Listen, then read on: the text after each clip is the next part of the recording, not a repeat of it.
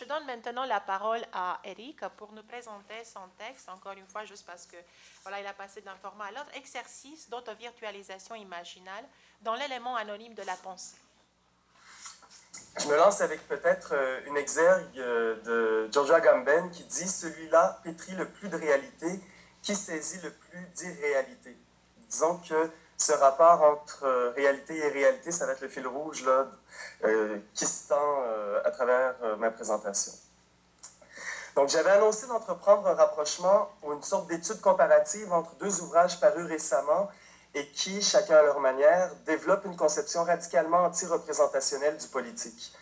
Chacun de ces ouvrages mobilise, à leur manière, une forme d'expérience fugitive et imaginale d'un commun sauvage qui est plutôt affaire de rythme et de résonance et qui échappe à toute forme d'appropriation privative.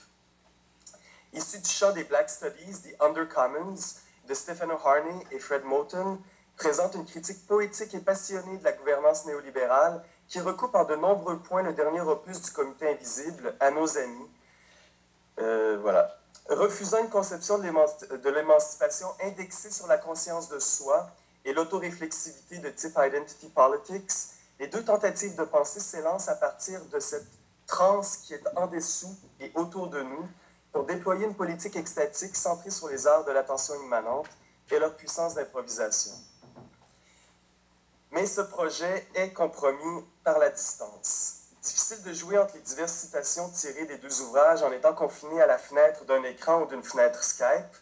Et puis, pour ceux qui ne connaîtraient pas du tout ces textes, mes explications resteraient sans doute un peu étrangères.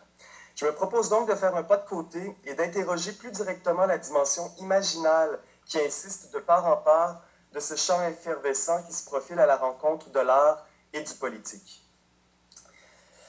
Permettez-moi une remarque d'ordre technique avant de continuer. Si je préfère parler d'imaginal plutôt que d'imaginaire, c'est que dans l'usage courant, imaginaire renvoie à l'irréel et au fantastique, tandis que dans le terme imaginal, j'entends une efficace qui n'a rien d'utopique. Dans son essai Mundus Imaginalis, ou l'imaginaire et l'imaginal, Henri Corbin suggère ainsi que, je cite, « Si nous parlons couramment en français de l'imaginaire comme de l'irréel, de l'utopique, ce doit être là le symptôme de quelque chose. » Il est intéressant de rapprocher cette remarque de la discussion menée par Giorgio Agamben dans Enfance et Histoire sur le rapport entre imagination et expérience dans le contexte du développement de la science moderne. Agamben rappelle d'abord qu'avant d'être expulsé hors de la connaissance pour cause d'irréalité, l'imagination était pour les anciens le médium par excellence, je cite, permettant dans le fantasme l'union entre la forme sensible et l'intellect possible. Très proche de ce que, dans sa remarquable description du rapport entre vérité et sujet à l'ère moderne, Foucault appelait le moment cartésien, Agamben poursuit en soulignant, je cite encore, qu'avec Descartes et la naissance de la science moderne, le rôle de l'imagination se trouve dévolu au nouveau sujet de la connaissance, l'ego cogito. Entre le nouvel ego et le monde des corps, entre res cogitans et res extensa, point n'est besoin de médiation. D'où l'expulsion de l'imagination qui se manifeste dans la nouvelle manière de caractériser sa nature. Dans le passé, elle ne relevait pas du subjectif, elle se définissait plutôt comme la coïncidence du subjectif et de l'objectif, de l'intérieur et de l'extérieur, du sensible et de l'intelligible. Donc, fin de citation. Cette manière de penser l'efficacité imaginale recoupe de près ce que Georges Didier Berman définit pour sa part comme l'efficacité visuelle, qu'il distingue de la positivité du visible. Dans son combat contre le positivisme dans l'histoire de l'art, il articule en effet une distinction entre le visible et le visuel afin de rendre compte de la puissance virtuelle des images. L'histoire de l'art, dit-il, échoue à comprendre l'immense constellation des objets créés par l'homme en vue d'une efficacité du visuel lorsqu'elle cherche à les intégrer au schéma convenu de la maîtrise du visible. C'est ainsi qu'elle a trop souvent ignoré la consistance anthropologique des images. Donc, dans la foulée de ces remarques préparatoires, accordons-nous une juste part d'ombre, si vous le voulez bien, histoire de se mettre à l'abri du ciel néon des idées toutes faites sur ce que serait l'art et sur ce que serait le politique. Dans Moving the Sleeping Images of Things Towards the Light, un petit livre édité à Montréal aux éditions Le Laps par Marie-Douce Saint-Jacques, le cinéaste expérimental montréalais Daichi Saito renverse les thèmes de l'allégorie de la caverne de Platon. Il dit Être enfermé dans la caverne de Platon est le privilège de l'artiste, non son malheur. L'artiste est celui qui dégage la clarté des ténèbres de la caverne, une évidence qui échappe à la vérité. C'est quelque chose qui rend l'artiste plus humble. À sa manière, Taichi pointe vers une expérience ou une épreuve qu'on pourrait dire authentique, sans qu'elle soit pour autant vraie, une évidence sensible qui se dérobe au langage du clair et distinct, mais qui requiert un exercice prolongé au contact des forces de gestation du monde. Daichi résume sa méditation sur sa méthode de travail, le rôle de l'improvisation et la place accordée à l'intuition dans son processus de création avec cette belle citation de Paul Valéry. Le chemin qui va de l'idée confuse à l'idée claire n'est pas fait d'idées. Je me demande à quel point cette caractérisation de l'expérience artistique peut être étendue en dehors de celle-ci, jusque dans les parages du politique. Je ne peux m'empêcher, par exemple, d'y voir une indication essentielle pour tout ce qui a trait au processus de transformation et de production des subjectivités. Comme Félix Guattari le souligne dans un entretien sur l'art contemporain, l'expression de soi ou la possibilité de se mettre en récit implique d'en passer par ce qu'il appelle un seuil de rupture des coordonnées du monde, ou ce qu'il appelle encore un foyer de non-discursivité. Guattari insiste sur le fait que c'est ce point de non-sens, cette dimension d'innommable, qui fait l'objet d'une attention spécifique, que c'est précisément ça qui s'élabore dans le travail de l'artiste. Cela participe de ce qu'il appelle le paradigme éthico-esthétique. La grande affaire de Guattari, c'est de faire transiter les sciences humaines et les sciences sociales vers des paradigmes éthico-esthétiques, de manière à ce qu'on devienne plus réceptif aux intensités non discursives. Il soutient que cette connaissance pathique, comme il l'appelle, tend à être occultée et contournée dans la subjectivité rationaliste capitaliste.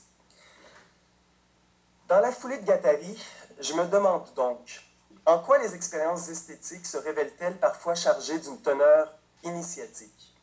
En quoi celles-ci concernent nos mises en consistance imaginales, collectives et politiques? Certaines œuvres ont le singulier pouvoir de transformer en profondeur nos perceptions du monde. Elles court-circuitent les récits usuels et les schémas préétablis pour nous plonger dans cet élément de non-discursivité qui insiste au cœur de chaque subjectivité. Pour se maintenir sur ce seuil où l'action et la passion, le sujet et l'objet tendent à se confondre, pour ouvrir et endurer ce plan métamorphique, il faut apprendre à tracer les formes qui sauront nous enclore, le temps de se rendre disponible à la capture par les mystérieuses forces du dehors ainsi convoquées. Dans ses plus récents ouvrages, et en particulier la Ragazza Indicibile, Giorgio Agamben s'intéresse au mystère d'Éleusis et rappelle que le verbe grec mien, qu'on trouve à la racine des mots mystère ou mystique, et qui signifie en premier lieu initié, désigne le fait de se clore, de garder la bouche et les yeux fermés. L'immédiateté sensible de l'expérience esthétique s'accompagne ainsi chaque fois d'une opération de clôture relative, d'un geste dit mystique. Et c'est peut-être là l'occasion d'un raccord avec le politique. Dans le dernier chapitre de Comment sauver le commun du communisme, qui s'intitule « Du commun, de la résonance et d'autres choses obscures et animées », j'explore, dans les parages de Tikkun et du Comité invisible, une conception de la résistance dite extatique qui implique de se tenir sous le seuil des représentations, aux limites du langage et aux abords de l'élément mystique. J'y marque le contraste entre un commun qui s'atteint à la pointe corporelle sombre et le modèle d'une subjectivité volontariste qui se déploie claire et distincte sur la scène du politique. L'idée de commun sensible, de communisme de la résonance, que j'esquisse de manière prospective, se développe en contrepoint du modèle du sujet politique moderne et de sa figure militante exacerbée, c'est-à-dire autonome, volontaire et aussi imperméable que possible aux conditions dans lesquelles elle se trouve engagée. C'est dans ce contexte-là que je remets en question la grammaire politique de l'engagement et de la sacro-sainte conscientisation. Pour faire court, je trouve que cette conception du politique issue des Lumières et qui suppose un peu trop allègrement une forme de transparence à soi-même, ne cesse de reconduire une opposition stérile entre raison et affect, et que cela, à terme, ne fait qu'augmenter notre impuissance collective. En ce sens, je m'accorde entièrement avec Yves Citon, pour qui, je cite, « faire de l'esthétique un domaine d'expérience mystique constitue un moyen de se réapproprier tout un pan transindividuel de nos existences, dont l'idéologie de la modernité nous a obstrué l'accès. Mais revenons à notre plan nocturne et métamorphique. J'aime bien comment Peter Sloterdijk congédie la fiction de l'autonomie du sujet politique et contribue, avec son regard rétrospectif jeté sur l'histoire de la métaphysique occidentale et son obsession immunitaire de l'un, à une réappropriation de la réalité obscure du commun. Dans les premières pages d'Écume, le troisième tome de sa trilogie des sphères, Sloterdijk rappelle que pendant très longtemps, l'appel d'Héraclite à s'en tenir à l'élément du commun, koinon, fut perçu comme une invitation à se tenir éloigné du nocturne, du privé et de l'onirique.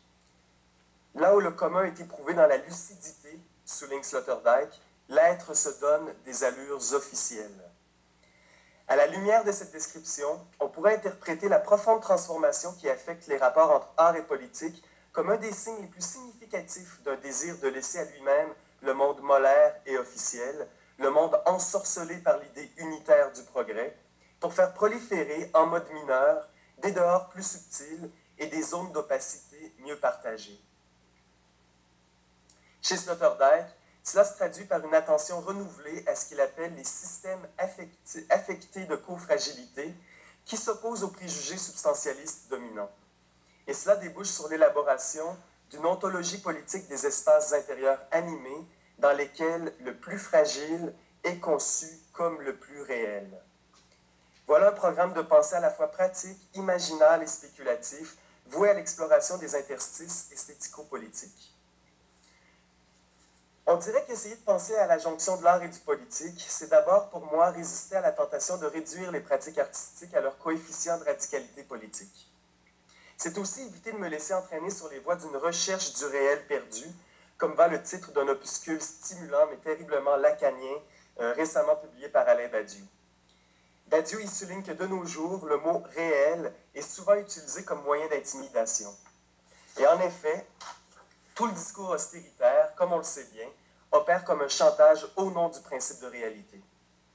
Dans ce livre, Badiou propose une lecture inspirée d'un poème de Pasolini qui constate la perte de ce qu'il appelle la religion véridique et déplore la vie informe et désorientée qui s'ensuit.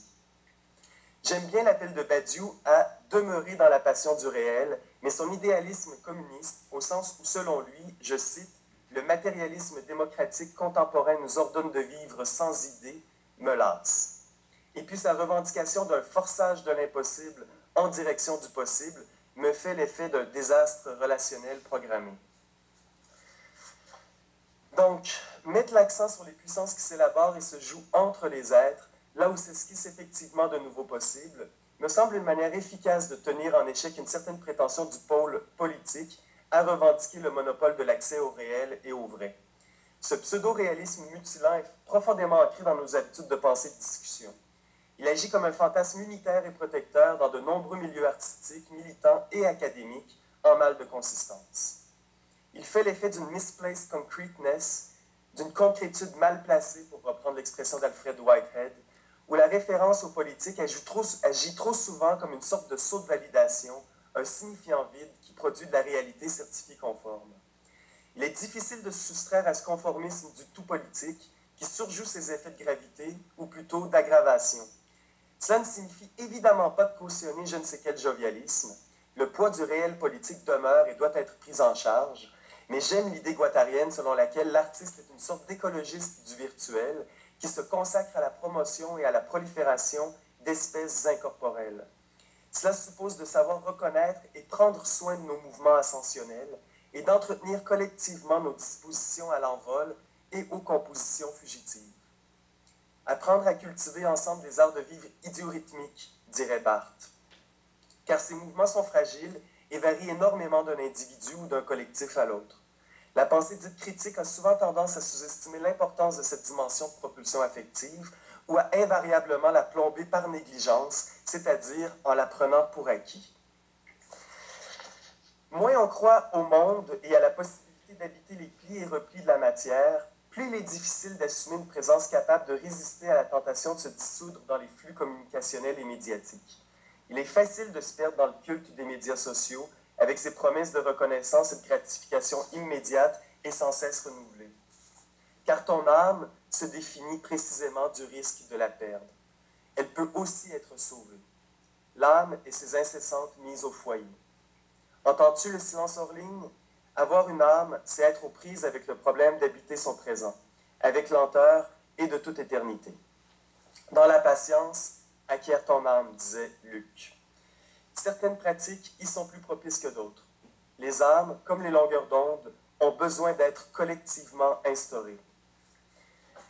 Leibniz décrit l'âme comme une monade sans porte ni fenêtre et pleine de plis obscurs qui tire d'un fond sombre toutes ses perceptions claires et qui, malgré qu'elle ne puisse sortir d'elle-même, est en relation de résonance avec les autres monades qui composent l'univers. C'est une image de pensée qui, mise en relation avec l'idée d'un commun sauvage et imaginal, me semble de la plus grande pertinence. Donc, en guise de conclusion, je me propose de la décliner en une série de 4 exercices spirituels, imaginaux et immanentistes, en vue d'entretenir notre disposition à la vibrante opacité. Donc, le premier exercice se veut kafkaïen et extatique, et il se lit comme suit. Il n'est pas nécessaire que tu sortes de chez toi, reste à ta table et écoute. N'écoute même pas, attends simplement. N'attends même pas, sois pleinement calme et seul. Le monde va s'offrir à toi pour que tu le démasques. Il ne peut rien faire d'autre. Il va se tordre, extasié devant toi. Donc ça, c'est une citation qui vient de Réflexions sur le péché, la souffrance, l'espérance et le vrai chemin de Franz Kafka. Une deuxième méthode serait plutôt de type islamo-apocalyptique, tirée du délire schizo-djihadiste de Reza Negarestani. Elle se lit comme suit, et elle est très risquée, donc il faut faire attention si vous la testez à la maison. Enferme-toi dans un alignement stratégique avec le dehors, de manière à te faire complice des matériaux anonymes et autres matières sombres et hautement inflammables qui composent l'univers. Au plus loin de tout désir de t'ouvrir au monde, enfouis-toi méthodiquement en toi-même, de manière à obtenir un creux. Puis, suscite la capture par les forces du dehors et fais-toi à pas. Tu seras chair, proie, flamme et esprit, wide open, grand ouvert.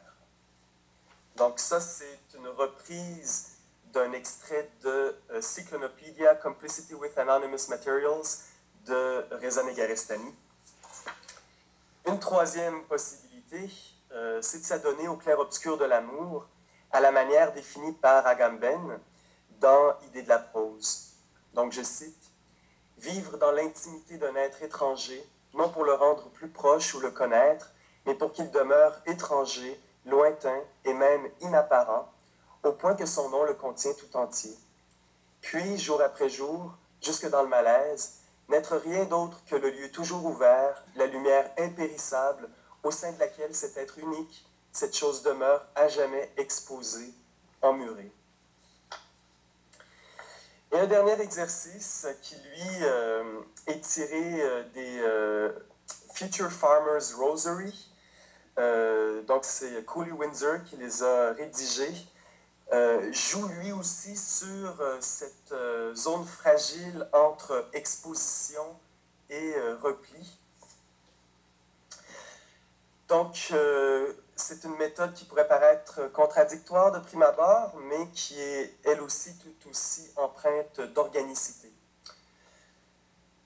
Imagine que tu es aussi transparent que le verre et que tout ce qui est en toi peut être vu par tout ce qui est hors de toi. Tu n'as pas à dire, penser ou changer quoi que ce soit, juste imaginer que tout ce qui est en toi peut être vu par quiconque est à l'extérieur de toi. Ceci est une offrande et ce qui est offert, c'est ton âme. C'est par leurs composantes sombres et indistinctes que les êtres entrent en résonance. Pour accueillir la singularité d'autrui, il faut apprendre à prendre en soi, de prendre soin de ce qui en soi reste indéterminé. La pragmatique de la transformation humaine exige d'être attentif à la nature fragmentée et virtuelle du moi. Sur le plan éthopoétique ou spirituel, le communisme de la résonance, au contraire du communisme de la volonté, requiert des exercices non pas d'actualisation ou de réalisation de soi, mais d'auto-virtualisation, dans la foule, entre amis, à couvert, dans l'élément anonyme de la pensée. Donc voilà. Merci.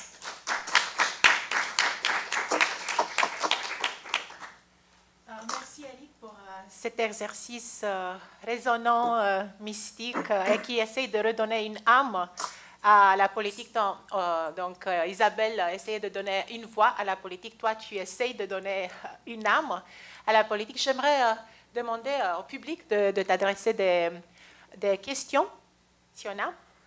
Oui, Isabelle, est-ce que tu peux... Oui, c'est bon, c'est parfait. Merci beaucoup, c'était passionnant et c'était donc très agréable. Moi j'ai une question à vous poser au sujet des expériences d'auto-virtualisation de soi. Est-ce que vous entendez par là les expériences de désubjectivation, de pensée du dehors foucauldienne? Est-ce que ça irait dans ce sens-là? Oui, tout à fait, tout à fait. Donc ce serait un mouvement... J'ai réfléchi à ces exercices d'auto-virtualisation est très près de ce que Deleuze appelle devenir imperceptible. Puis comme Laura le mentionnait plus tôt, j'ai beaucoup travaillé dans l'œuvre de Foucault au point de jonction entre anonymat et résistance politique. Donc disons que cette réflexion s'inscrit un peu dans la même veine. D'accord. Donc ce serait un mouvement contraire à celui de Foucault qui, lui, va d'une forme de désubjectivation de la pensée vers un processus de subjectivation avec les pratiques de soi. Chez Foucault, il y a les deux mouvements. Il y a un mouvement de désubjectivation et de resubjectivation. Ici aussi, d'ailleurs, mais là, dans le cadre de la présentation, disons que c'est le moment de désubjectivation sur lequel j'insiste davantage. D'accord. Merci. Est-ce qu'il y a d'autres questions à adresser à Eric, à distance? J'aimerais t'adresser une question. Alors, tu ne me vois pas, je suis juste derrière le mur, là, mais ça n'empêche pas d'avoir quand même un dialogue. Je peux passer là, dans la salle. Mais voilà, d'habitude, il y a entre l'art et la politique, il y a une séparation, il y a un écart. Donc, d'après ce que j'ai vu ici, donc, tu parles de cette dimension de l'imaginal. Est-ce que tu la rapproches de l'affect, de dionysiaque, du mystique, de l'exposition, de la transparence? Est-ce que tu essaies de rapprocher la dimension artistique de la dimension politique? Parce que d'habitude, voilà, on dit que dans l'art, on va jusqu'au bout, dans le politique, on est plus pragmatique. Est-ce que tu essaies de redonner cette dimension voilà, extatique, d'aller jusqu'au bout, d'être dans ce que tu appelles le commun sauvage, le politique extatique, à cette dimension politique? Ben,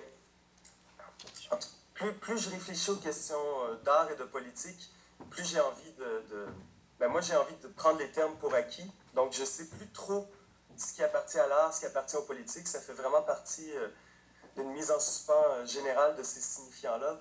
Comme j'expliquais, parce que je trouve que souvent, on se rabat un peu trop facilement sur l'un et l'autre terme. Puis aussi parce que, je ne sais pas comment ça se passe chez les différentes personnes là, qui sont dans la salle, mais à Montréal, j'ai l'impression que récemment, tout est art et politique. Donc, à partir de là, ça me semble assez important de réinterroger comment le rapport à la sensibilité se pose et du côté de l'art et du côté du politique. Sinon, pour ce qui est de l'imaginal, ça participe de toute une réflexion sur les puissances d'énonciation, c'est-à-dire qu'est-ce qu'on fait lorsqu'on prend parole, par exemple. Puis comme j'ai essayé de suggérer ici, puis bon, je suis quand même passé très très rapidement, ce qui aurait pu être intéressant d'interroger si on allait du côté du comité invisible ou de The Undercommons, c'est d'interroger l'acte, la puissance d'énonciation qui est mise en œuvre dans chacune de ces deux œuvres comme étant une constituante éminemment politique. Il y a une dimension littéraire à l'œuvre dans ces deux textes qui est un peu la mise en forme concrète pour se soustraire aux exigences de la représentation, qui est quand même un élément essentiel de ces deux optiques-là. C'est par là qu'elles se disent révolutionnaires.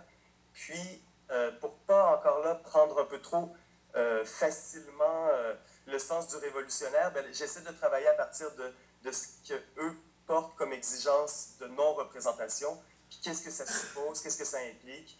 Puis il y a une dimension, disons, imaginale dans ce mouvement-là que j'essaie d'interroger au plus près. D'accord. Oui, il y a deux autres questions. Je vais passer là.